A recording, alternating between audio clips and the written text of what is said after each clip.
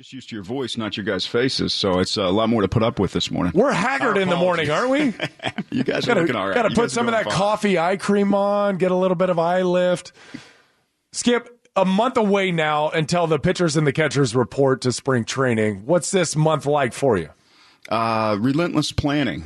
We had a meeting with our pitching staff, or our coaches on our pitching staff, and kind of greater organization last week. We'll dive into hitting stuff too. Spring training planning sessions going on. You try to do some things similar that you thought you did well, and you try to change some things. So it's a constant reinvention, constant trying to get better. So that planning's going on, and a little bit of family time before you take off for the season. A little bit of that planning, having to replace Mark Pryor, who left as the minor league development pitcher up with the Dodgers now in their bullpen. How you replace him? Yeah, Mark was our minor league pitching coordinator, did a great job. Selfishly not happy to lose him, but happy for him. It's a good job for him. We feel great about our pitching staff, from Darren Balsley to Doug Bachler on down through the guys we have through the minor league system. We're in the process of interviewing guys to replace Mark. But I think the real excitement from our pitching side is that the names that are coming through the system. This year in big league camp, we're going to see Cal Quantrill, Joey Lucchesi, Eric Lauer, Jacob Nix for the first time. And then underneath those guys is Michel Baez, Mackenzie Gore, Adrian Morejon, and like those guys have real top of the rotation stuff. So Mark was doing a nice job developing them. These guys are really talented. They're going to develop themselves to a large degree. Padres manager Andy Green with us in studio on Extra 1360 Fox Sports San Diego. We talked to Andy to coming in, means we'll get more time with him. We'll have just about a half hour with Andy. We'll take your phone calls as well, 570-1360. Questions for the Padres skipper, get in now. Also at Hardwick, at Judson 1360. We'll get to some of the tweet questions. Andy, you seem like a guy maybe difficult for you to unplug. This offseason, do anything fun? Are you able to unplug, get away? It's a seasonal job, but we know it's not really a seasonal job. There's no off season for major league managers. It just keeps going. But there is time. I mean, my daughters occupy almost all my time that is not baseball related. I used to play golf, watch football, do things like normal people do. Now it's go to ballet and dance recitals. And if I'm not doing that, I'm doing baseball. And I'm great with that, but it leaves me wildly uneducated to the rest of the world at times. So you've got no bold predictions as to the AFC and the NFC championship games coming up this weekend? No, that's what you guys exist for. You guys exist to tell the world what's going to happen in these games before they even start. So, no, I'm interested in hearing your alls. Just a lot of speculation. You were talking about the pitchers in the minor league system coming up, and I wanted to know, during the season, do you have any thoughts? Are you following the minor league teams as they're coming up, or are you just able to focus on your roster? No, I follow it closely. Yeah. In constant contact with, our AAA staff, Rod Barajas. I talked to a ton throughout the course of the season. Talked to Sam Gainey, our farm director. AJ is constantly talking baseball at all levels and bouncing stuff off of me. I don't get in and put my hands on decision making at that level. I trust those guys to do what they do, but occasionally they'll bounce something off me to get a take. But I was paying close attention to, Fernando Tatis at 18 years old hitting 21 home runs and A-ball last year, which doesn't happen, and turning into one of the top 5-10 prospects in the game. And that's exciting for me. Do you watch film on these guys, or are you just looking at numbers as they're coming in? I watch film. All of it? Yeah, we have a nice database, has access to just about anything you'd care to see at any given day. So I can splice their data any way I want to. I can look at them from every single angle. I can watch at-bats from 6 different angles. I can watch them in the field, and I do. And that's when I say I don't have free time, it's because I choose to use my free time paying attention to Fernando Tatis rather than the playoffs. Right. Questions for Padres manager Andy Green, 570-1360. We'll get to him, 570-1360. Andy, if you take at what's been going on this offseason, looking at the hot stove league, there's been so much made of why it's been as slow as it is. Eric Hosmer's still out there. J.D. Martinez still out there. Mike Moustakas is still out there. There's a number of names. You can even find some guys that have taken what would be considered less money compared to similar players in years past. What do you make of all of that? That's really interesting because when you look at the reliever market, you see a guy like Wade Davis pop 3 years and $52 million, which is a tremendous contract for a reliever. That just hasn't really happened before from an AAV perspective. His annual value is beyond what any other reliever's gotten. So, from the relief market, Brandon Morrow signs a nice deal. A lot of guys are out there signing really nice deals. So we feel great when we lock Brad Hand up for the amount of time that we did. But I think in general, when you look at the position players, it's been a very slow developing market. There's tons of really good players left on the market, and you'd assume in the next couple weeks some of those dominoes would have to start to fall.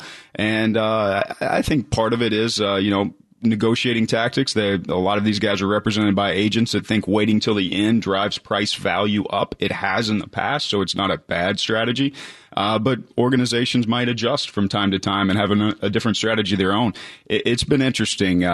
We've been active in the market. We've been checking in on multiple people from time to time, and we've expressed our interest time and time again. We just haven't been able to come to deals with certain types of guys that we're after.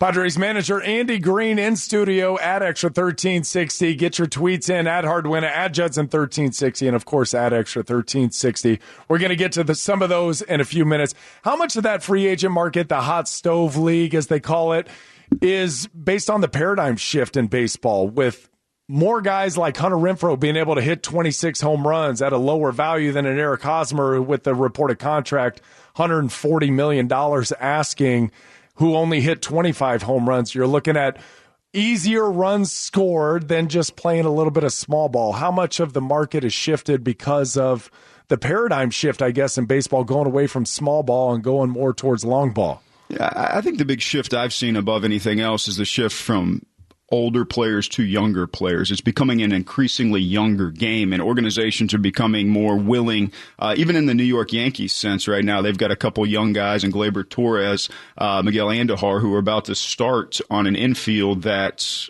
is expected to contend with any team in Major League Baseball this year. And they're fine handing those jobs off to them. At this point in time, they might do something different. I have no idea what they're doing. But at this point in time, they've gone out and stated, we're willing to give these jobs, these young guys, because we think they're talented. And I think more and more organizations are looking at guys like we're looking at, and we're going, you know what? When Luis Urias' time comes, we're going to give him opportunity. When Fernando Tatis's time comes, we're going to give him opportunity. And we gave it to Manny Margot, and we gave it to Hunter Renfroe last year, and we gave it to Austin Hedges. It's not just us. Kind of across the game, people are starting to realize that, sometimes that 23, 24-year-old can provide similar production to the 32, 33-year-old. And when that happens, that drives free agent prices down when more and more teams start to take that philosophy into the offseason. Well, Andy, you mentioned driving prices down. You've got Yu Darvish, who is out there. You've got Jake Arrieta, who's out there. And their numbers were similar to John Lester when he signed that $155 million deal with the Chicago Cubs. Is that having to do, is there a change in the importance of the bullpen? You mentioned Wade Davis, the importance of a dominant bullpen where it's more affordable for teams that don't want to go out and spend big money, maybe more importantly, a long-term deal with a pitcher, because you never know what could happen to that arm. I think there's some truth to that. I think teams, a lot of them are choosing to shy away from the long-term investment. From a percentage standpoint, those contracts work out in favor of the team at a much lesser percentage than, hey, let's overpay for a few years while they're still in their prime and see if we can get somebody to outperform their contract. And so you see a lot of teams kind of moving away from that long-term investment, and those long-term investments have traditionally always been made in starting pitchers and position players. They've never really been made in the bullpen. So now you're seeing the opportunity to take like $10 to $15 million shots on bullpen arms, and you're seeing a lot of teams choose to take shorter time frame shots on the position players. So for me, you watch the playoffs, you realize how valuable the bullpen is. It's not difficult to tell that every team in the postseason values those arms, that Terry Francona uses Andrew Miller in 1,000 different ways, and it works out for him almost every single time because the guy's really good. And across the board, you see it, the way games are managed in the postseason, everybody runs to the bullpen very, very quickly right now. And, probably works out for some and doesn't work out for everybody. If everybody uses the same strategy, somebody's getting burned on it every single time, but somebody's winning with it. But a lot of teams are going that route for sure. When you were talking about the younger players versus older players that can almost provide that value at way less of a contract, it's almost Belichickian in theory, the way that New England does it. When a guy ages and his contracts push him on, if the other guy can provide a little bit of that. You were talking about managing in the playoffs. How different is your approach going to be when it comes to managing in the playoffs versus managing regular season? Because regular season, the numbers, in my philosophy, I guess if I had a philosophy, if I were a manager, it would be that everything kind of reverts to the mean, where guys' numbers are going to come back to where they are. But in playoffs, in these self-contained series, how different is your management style going to be?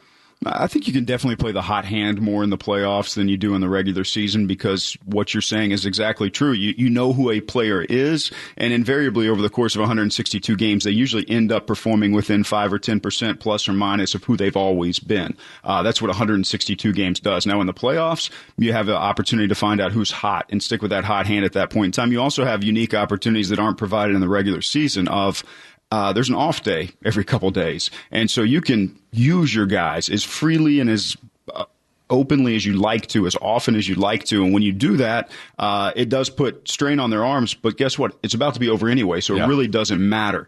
If you do that in midseason, you're going to blow people out. And so that's why baseball's managed differently in the postseason than it is in the regular season. And it all comes down to like the type of team you have. I thought A.J. Hinch, obviously he's got a World Series ring now, did a tremendous job of utilizing his starter pitching in relief capacity because they were his best arms. His bullpen all year was the Achilles heel for him. That was the spot that if you pass the ball off to the bullpen, you better keep scoring runs over there. But what he did in the postseason, take a couple guys from the starting rotation, throw them in the pen, use them progressively and use them well, and you end up winning a World Series that way. And he allowed some guys to work through some rough patches in games where I thought Dave Roberts was quick to pull the trigger getting his starters out.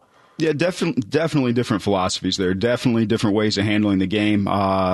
It worked out for A.J. Hinch this time around, and it worked out in a great World Series from a fan's perspective. I thought just strategy-wise, he definitely stuck with his guys for longer term, and he uses his eyes very well. Watching the last game of the World Series and Charlie Morton's on the mound, you got Justin Verlander available. If you ask me, in studio with nothing else going on, like I'll raise my hand and say I'm putting Verlander in the game every single time. And every single person watching the game would say that, but he's watching with his eyes going, they're not hitting Charlie Morton. I'm a fool if I take him out of the game, put Verlander into a situation, no matter how great he is, he's never been in relief, 9th inning, Game 7 World Series. You don't know what you're getting. And once you go there, you can't go back. So he's got Verlander warming up and he just lets his eyes tell him Charlie Morton's great, sticks with it the whole time, and well done, man. Questions for Padres manager Andy Green. A couple different ways to do it. One, you can jump in on the phone lines, 570-1360, 570-1360. Andy Green with us in studio, also on Twitter, at Hardwick, at Judson 1360. Let's get to a couple of these tweets, Andy, coming in. This one comes from Derek. Derek wants to know, will we go to a 6-man rotation? Personally, I'd like it. It would allow the possibility of some young arms to get a spot. I think that day is probably coming for us. I don't know that day is March 29th for us. Now, the season opens in March. It's weird to even say that. Right. But I don't know that it's opening day this year for us. We're definitely looking at that. Our young guys that are coming through our system right now, they've been brought up in that to protect their arms, to give them extra rest. It does limit roster construction because you have to carry an extra starting pitcher, which puts a greater measure of strain either on your bullpen or shortens your bench. But it does provide an atmosphere where our young guys can develop in an ideal setting. So I don't think we're far off from choosing to implement that. We actually did it in September last year. September, it's easier because there's no roster constraints. But throughout the course of the season, it's definitely a topic of conversation for us. And if we look up and there's a point in time this year where Joey Lucchesi and Eric Lauer and Cal Quantrill in our rotation, we'll probably go proactively to something like that to make sure we bring these guys along in a way that gives them a real opportunity to be great for a long time. How important was it for you guys to get Brad Hand re-signed, to get Clayton Richard re-signed? Leadership, man. You can be whatever leader you want to be from a staff perspective. If you don't have players to empower to take the message to the rest of the clubhouse, if you don't have the type of guys that are wired right within your clubhouse, there's going to be a disconnect there. Those two guys are wired right. They care about a winning atmosphere. They do everything right. The way they work out, the way they go about their business. Talked to both of those guys yesterday. Brad Hand just threw his first bullpen. I mean, he's ready to go, and we won't let him pitch in a game until the 1st of March in spring training because we'll try to slow his progression down a little bit. But these guys do everything right. You have to have guys like that. So we feel from like a pitching staff side, we got a guy in the bullpen and you got a guy in the rotation. And as you bring up Trey Wingenter in the bullpen who throws 102, hey, watch Brad Hand. Do it like that, man. Like, you can tell somebody how to do it all day long, but when somebody's there to show them how to do it, that goes light years beyond your words. So you have that guy in Clayton in the rotation who does it all right. You have the guy in Brad Hand who does it all right in the bullpen. We start to believe that that's the right atmosphere to bring these young guys up into, and we're excited about their leadership. Andy, this tweet comes in from Sean. He's curious, is the expected year for us to start competing 2020, or are things moving along faster than expected? My expected year to compete this year. I don't know any other way to go, man. That's how you go about trying to build a championship culture. Is you walk into the park every single day with the expectation of winning that particular baseball game. If you show up with that mindset and let everybody else decide what year you're supposed to compete, you end up competing a year or two earlier than everybody else expects you to compete. So, from my perspective, I know what our front office has said. I know what guys have said. But for me, it's let's get out here and compete in 2018 and show up with the expectation to win every game we got. Is that part of the big draw to Eric Hosmer? You mentioned the championship culture. I think that you would need a player to help instill that championship culture, not just coming from the coaching staff, from yourself. Yeah, talking in the abstract, because you don't want to get into specific free agent talk because you're not necessarily even supposed to. But talking in the abstract, when you have someone who has won a World Series, has been a part of a championship culture, has been a part of a rebuild, has been a part of putting an organization on the map in the national sense, that type of leadership trait, it's really valuable. Now you want great baseball players, and that's another reason, like, why'd you sign Brad Hand? Well, he's a leader, and he's also a great baseball player. He's a tremendous reliever, tremendous asset. So when we look at the free agent market, you look at guys that if you layer them in, would that accelerate the timeline for everybody else? So when they show up, hey, it looks like that, and this guy does everything great. We have position players who are growing, who are doing really nice things, who I love being in the clubhouse with and think are great teammates.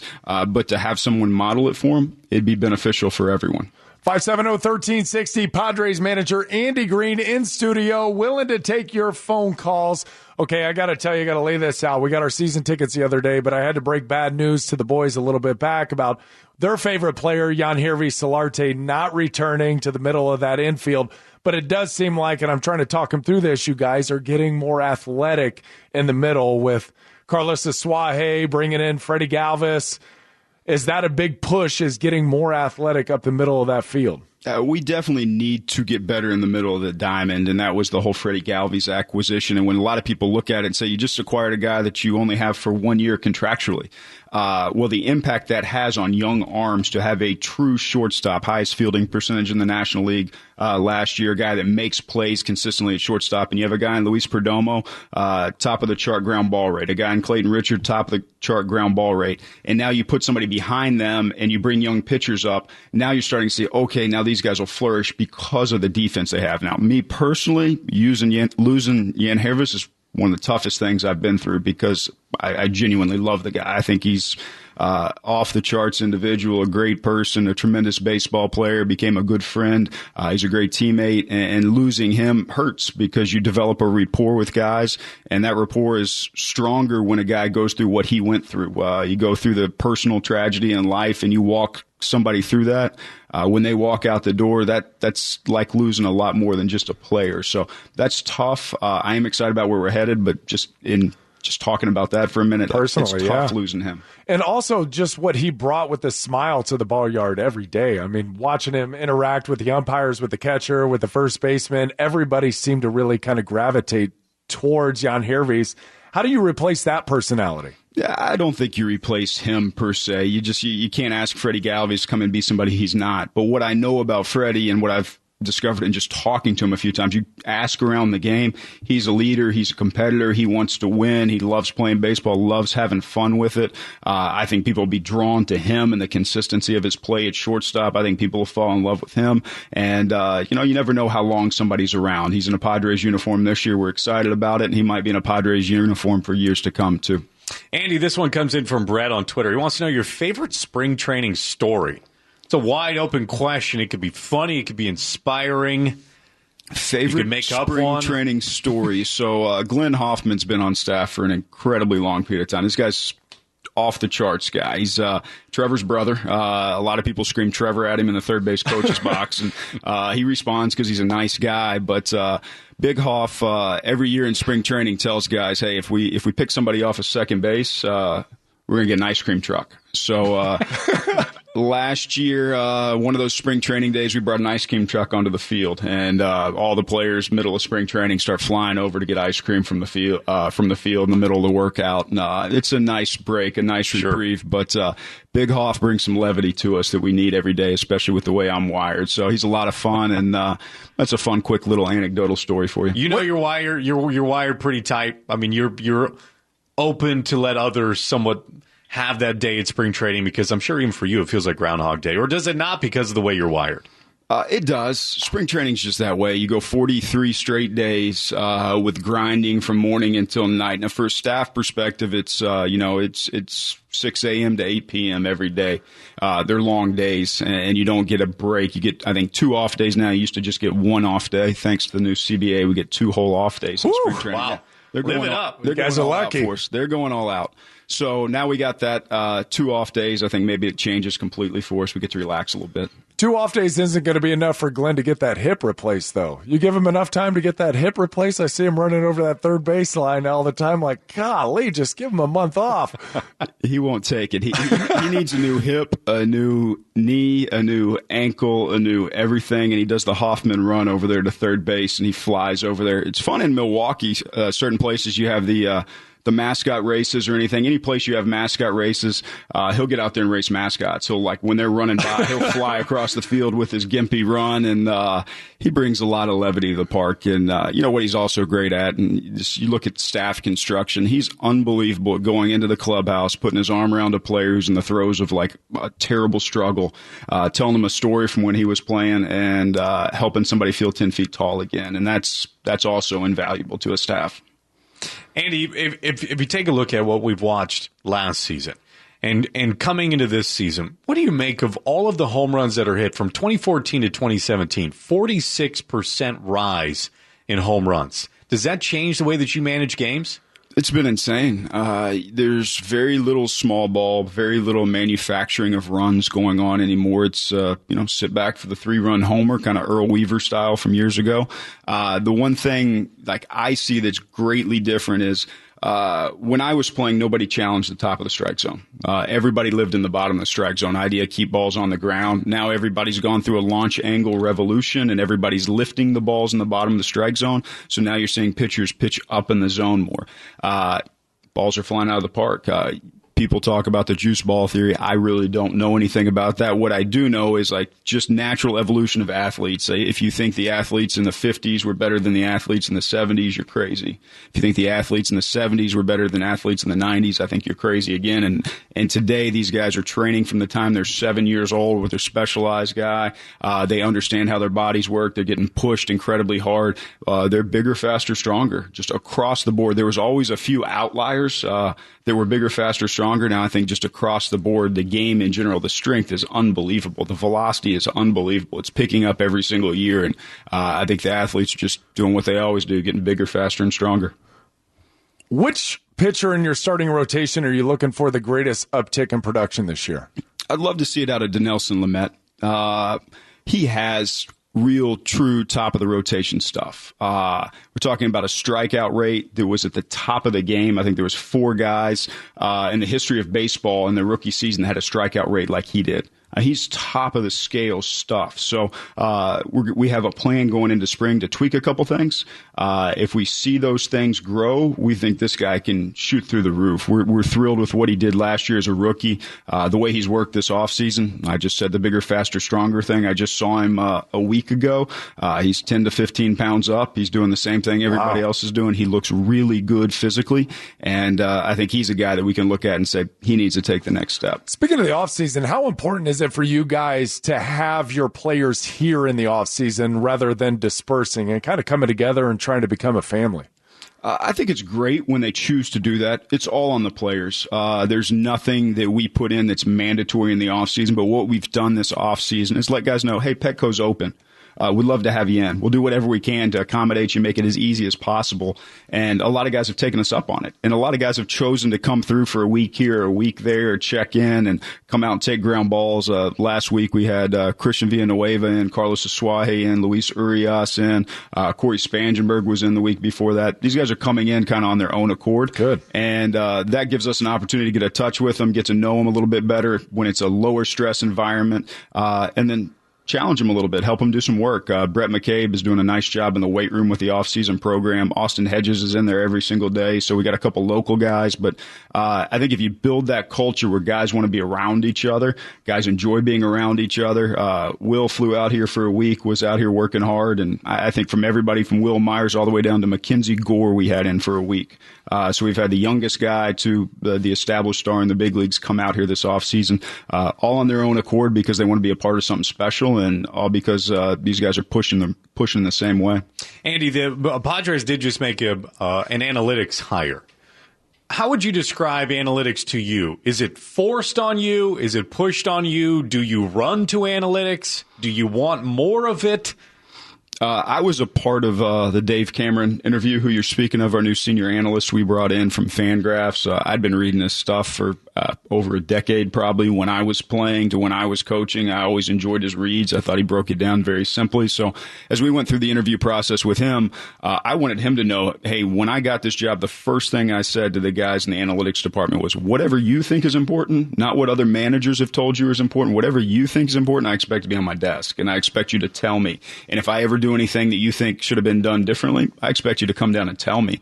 I kind of thrive off of that type of relationship, and I've always craved, the outside opinion to look at, to validate, to question, because if you look at the way you do things every single day, you end up getting better. So I love the guys that'll come in and say, man, I don't agree with the way you handled the game last night. You should have had him out in the fifth inning because third time through the lineup, his numbers spike. And then you have the discussion as to why you did it, or you go, man, you're right. Thanks. Appreciate it.